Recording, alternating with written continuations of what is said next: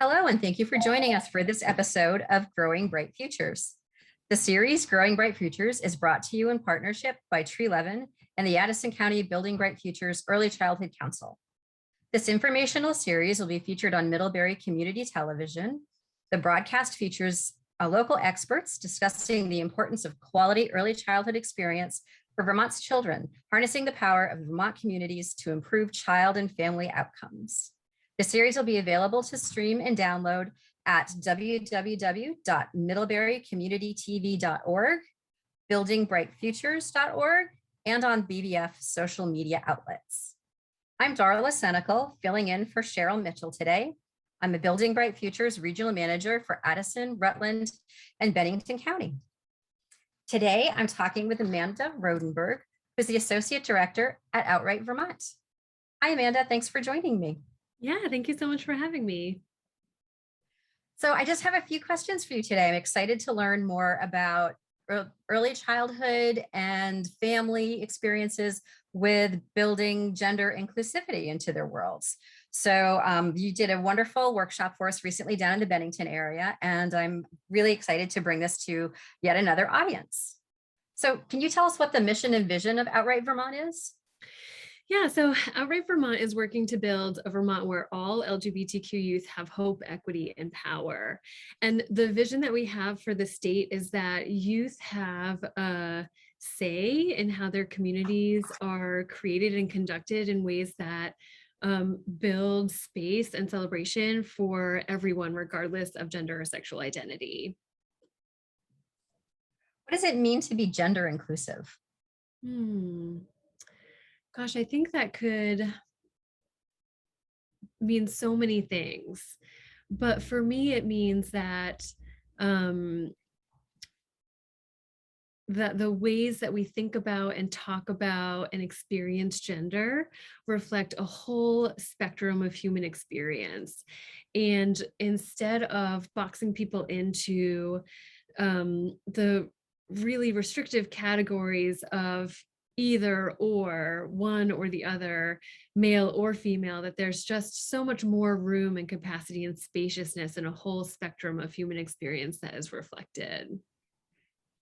Thank you.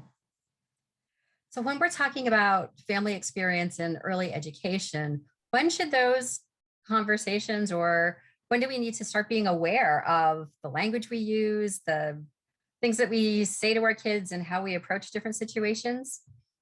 Oh my gosh, research is evolving all the time, but I think it's becoming more and more clear that even very small babies are getting information about gender, right? So the very first question people typically ask when a baby is born is it a boy or a girl, right? And so we're immediately sort of introducing those two choices, right? Those two categories that any one person could fall into.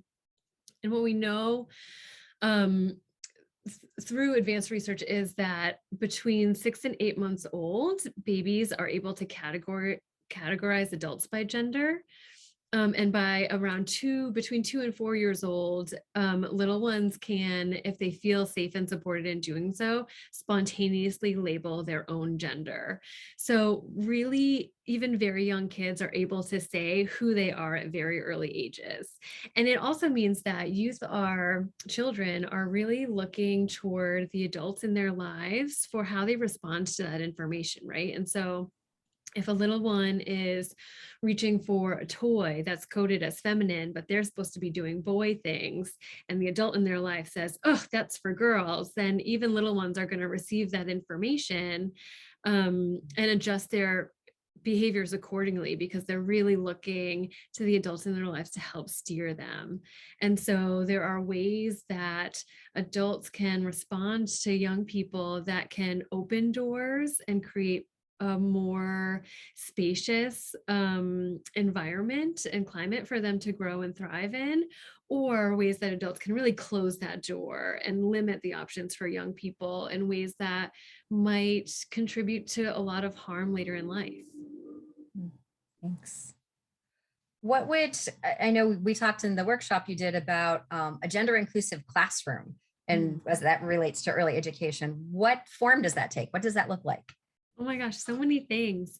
I think about some of the ways that we're used to categorizing children. So it could mean instead of saying, boys and girls line up over here, you could say, okay, friends, okay, kids, line up over here, right? So even just really gentle modifications in language that just create more room for everybody in a classroom. That could mean having books that reflect a whole host of human experiences, be that through racial diversity or gender diversity or family makeups that are not strictly heterosexual, but really opening up those mirrors, windows, and doors for really young kids to be able to see that there are all kinds of ways to be a family and to be a human in this world. It could also mean, having a more inclusive dress up time. So not restricting kids to certain types of dress up play and exploration. So if a kid who's supposed to be doing boy things reaches for a dress, really recognizing that all kids can wear things that feel interesting to them and not saying, oh, that's just for boys or oh, that's just for girls.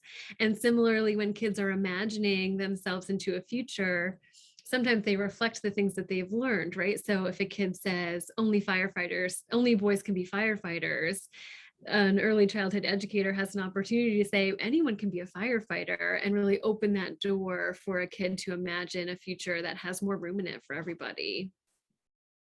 That's great. Thank you. The language we can use with kids, and you touched on this a little bit in your last answer, it can be so important.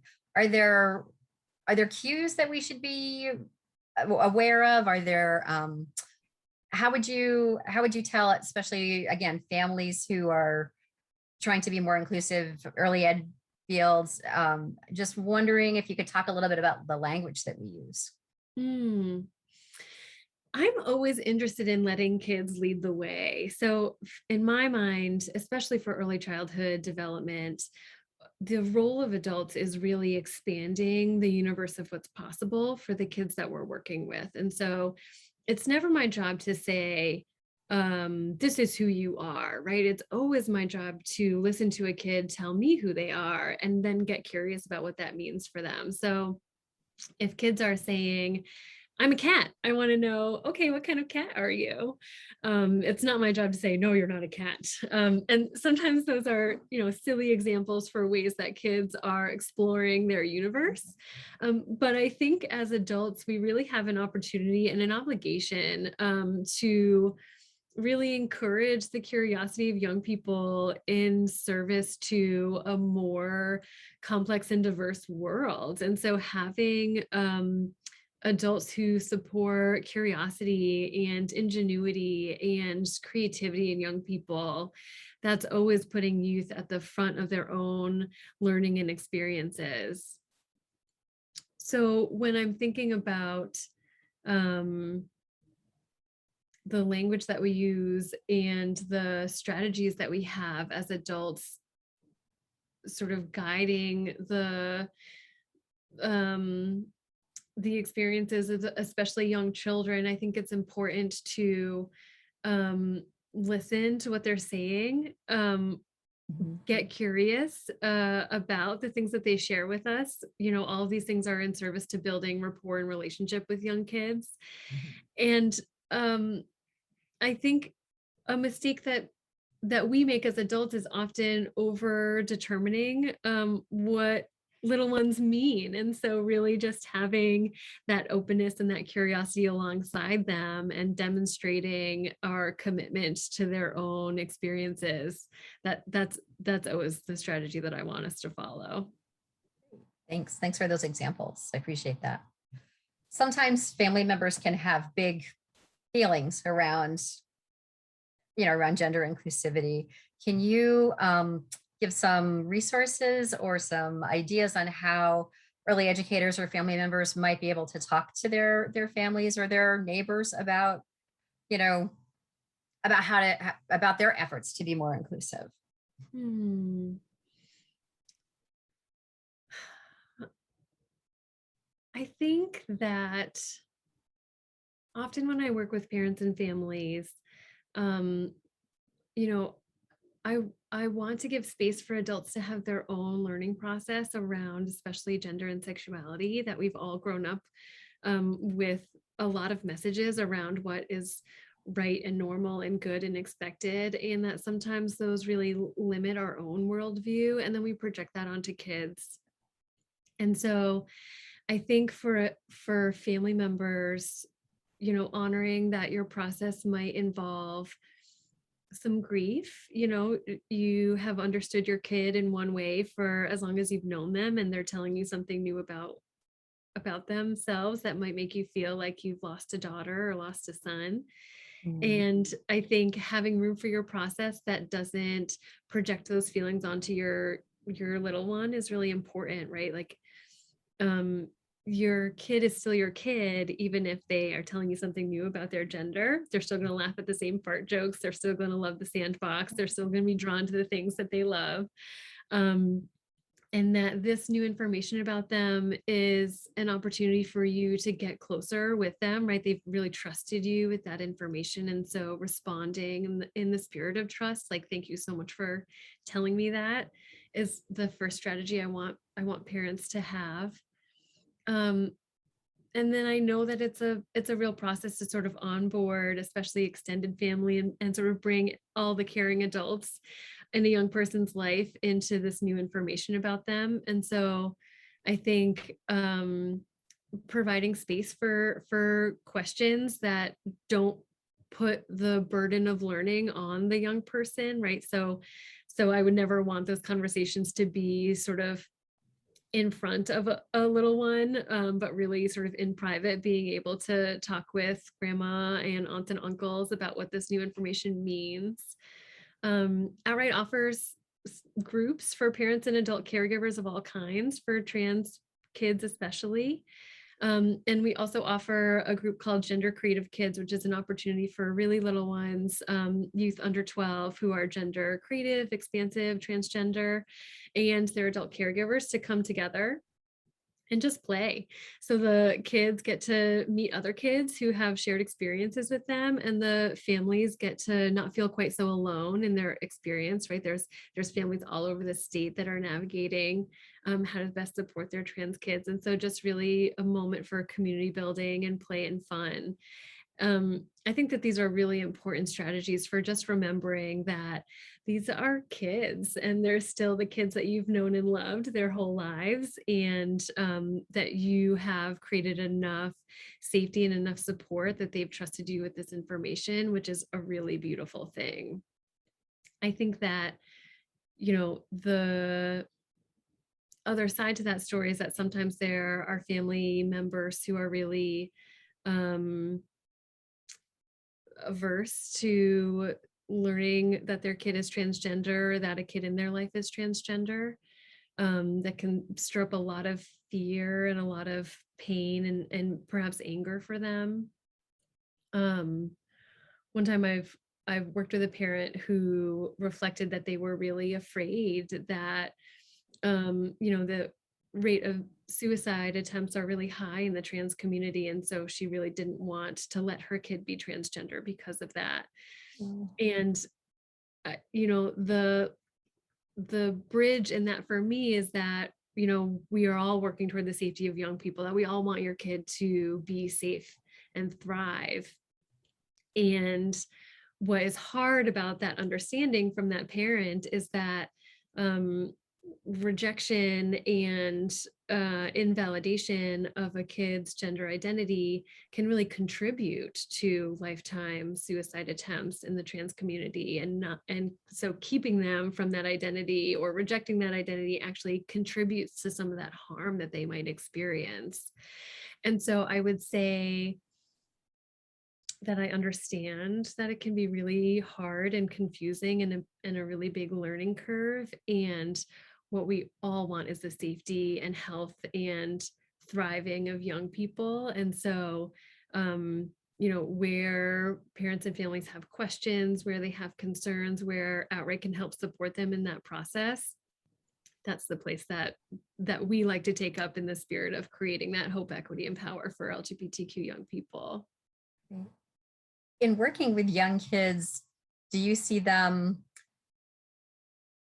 are they very open to the idea of gender inclusivity? I mean, my experience with young kids is they just go with the flow. They're going to take Hmm. cues from the people around them. Is that accurate? Am I That's guessing? 100% accurate. Yeah. So what we know and observe in young people is that they're so open to the world. And so, typically it's really adult attitudes that are the complicating factor in any given scenario.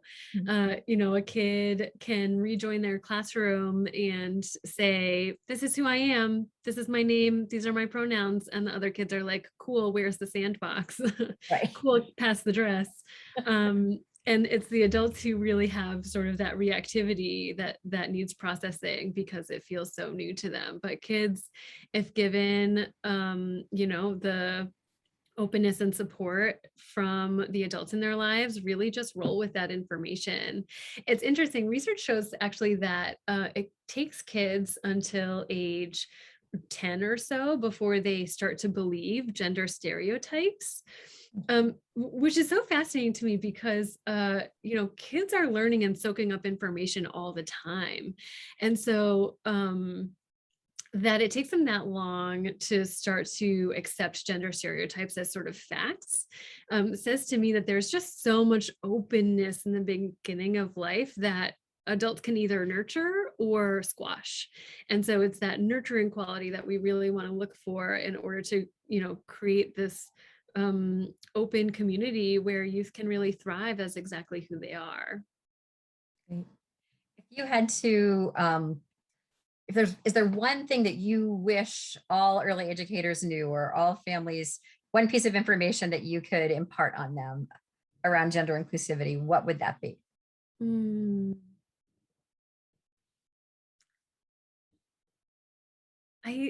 The thing I would impart, oh gosh, how to narrow it down. I think I would say that this work is in service to all youth. So consider for a moment if, as a young person, you were ever interested in something or had an emotion or had an experience, and the response from an adult was, "You shouldn't like that thing, or you shouldn't have that feeling, or you shouldn't express it in that way because you're a boy or because you're a girl," right? How many of us really restricted who we thought we could become based on these pretty arbitrary categories? And so um, creating more gender inclusion, especially in early childhood settings, isn't just in service to trans youth, although that is so important. It also creates a world in which, you know, little boys are growing up to see themselves as nurturers who care about babies and have a full range of emotional experiences that don't get shut down because you shouldn't cry, right? Or little girls really see themselves as strong and powerful and capable instead of the constant responses that we get about a little baby with a bow on her head, and everyone's like, "Oh, she's so pretty. Oh, she's so sweet," right? So we're already really labeling the gendered expectations for little ones from a very early start. And so opening the door to an expanded universe of what it means to be a person in this world really serves all children. That's the takeaway that I would want folks to have. Thanks so much. Amanda, what brought you to this work? It seems you seem very passionate about it. I'm interested to know your pathway. That's so interesting. My background is in supporting survivors of domestic and sexual violence up in the northern part of the state. And I promise there's a tie-in. It's gender-based violence really is predicated on upholding rigid gender norms. And so once you start to unpack the ways that sexism and misogyny contribute to a culture of violence, that really gets embedded in gender very quickly. And so really deconstructing that to look at the root causes of gender-based violence was just such an integral part to the beginning of my career. From there, I'm within the LGBT community myself. I'm a bisexual queer woman. And so I saw an opening for advocacy work within Outright Vermont and really honing in on how to best support LGBTQ youth who are disproportionately likely to experience dating and sexual violence, as well as other types of violence in schools, especially, and at home. And so that work really led me to how to create environments where all youth, and in particular LGBTQ youth, are really recognized for their strength and curiosity and resilience, and ways that uplifting marginalized youth creates more safety and inclusion for all kinds of youth. Thanks for that. So if you'd like more information on Outright Vermont and the many classes and workshops that they have available to all age ranges, not just the early ed crowd, please reach out to Amanda, and I will have her information on the screen. But also the Outright Vermont website is www.outrightvt.org. Amanda, thanks so much for joining us today. I really appreciated our conversation. And I hope for some folks, this might be a first step and a new way of looking at the world around them. Thanks, Darla. It was really wonderful talking with you. Thank you.